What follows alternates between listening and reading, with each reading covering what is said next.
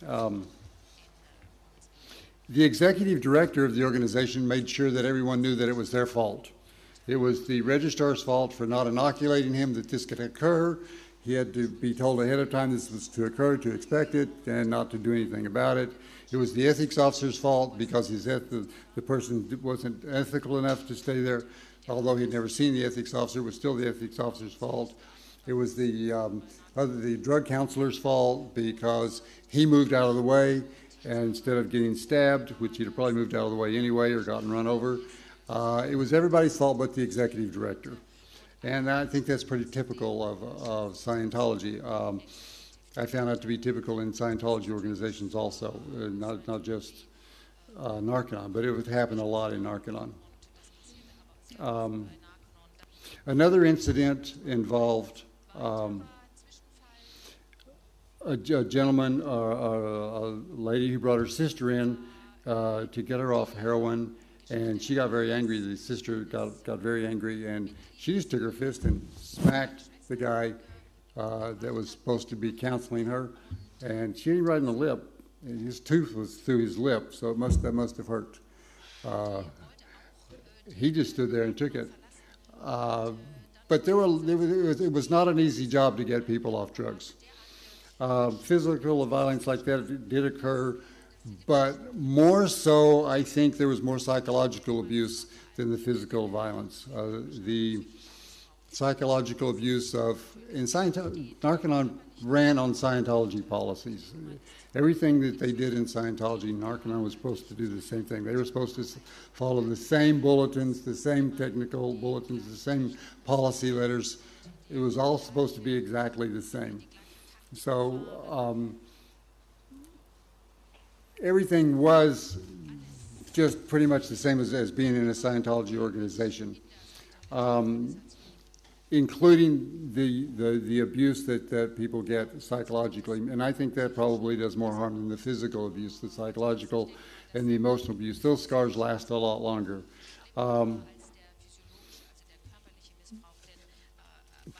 The job was always, if you couldn't do something, you were always told, make it go right.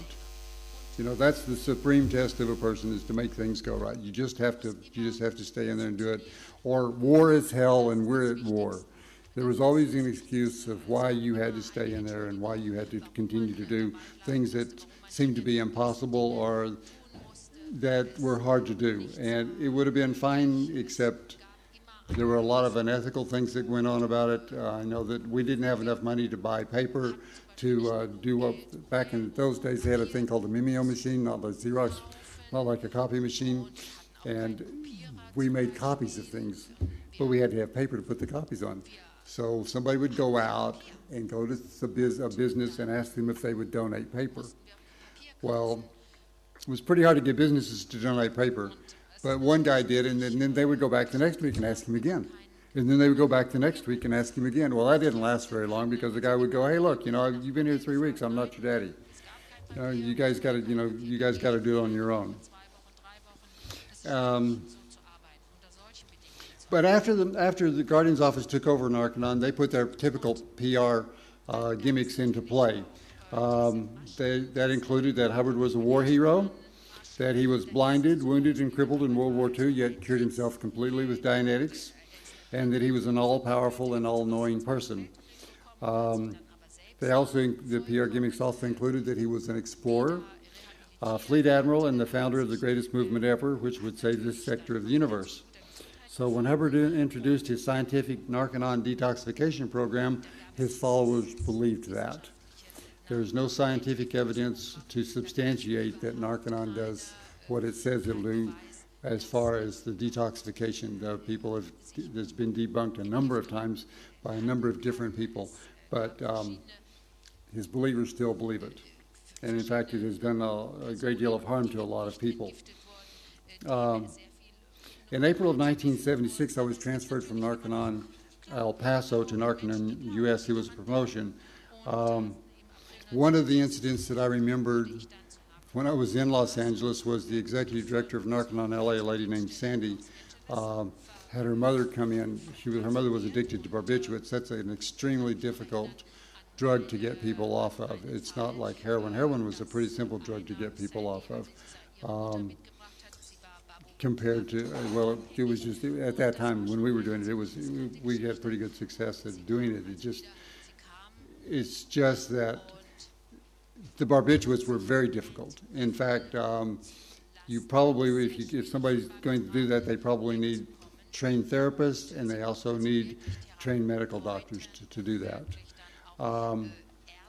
This lady just, I don't know, she went psychotic. She took off all her clothes. She was probably in her 50s. She went sexually berserk. She probably took her about 3 or 4 months to come back to being a real person again. And they worked and worked and worked and worked and worked with her. She was, they vowed never to take another barbiturate addict in and try to detoxify a barbiturate addict. I don't know what's happened since then, but at that point they remembered it very well.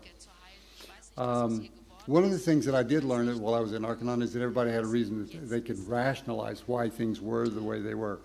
And almost everything that I heard at Narconon carried a semblance of truth to it. For example, if somebody was a wife beater, then he was probably married.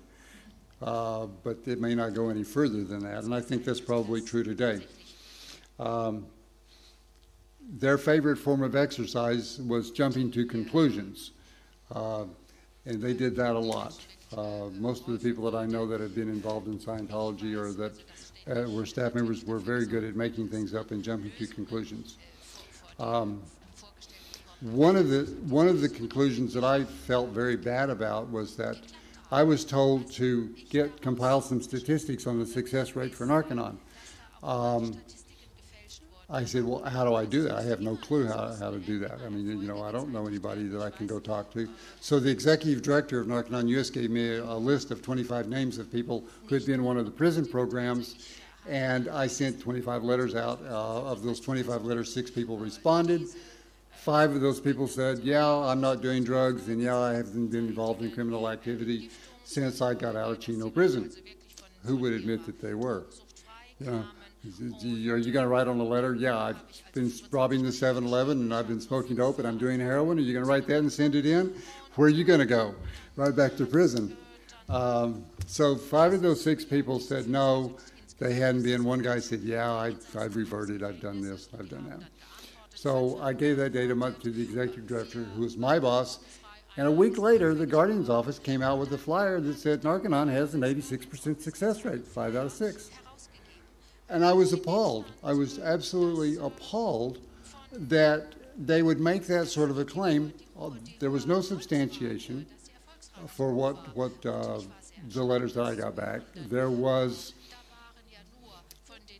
It was a very small sampling of people, so there was all the other people in Narconon that had been to Narconon, all the other Narconon graduates that I had seen had never been asked about anything, so it was just too small a sampling and no verification. Yet there was no problem with them saying we have an 86% success rate.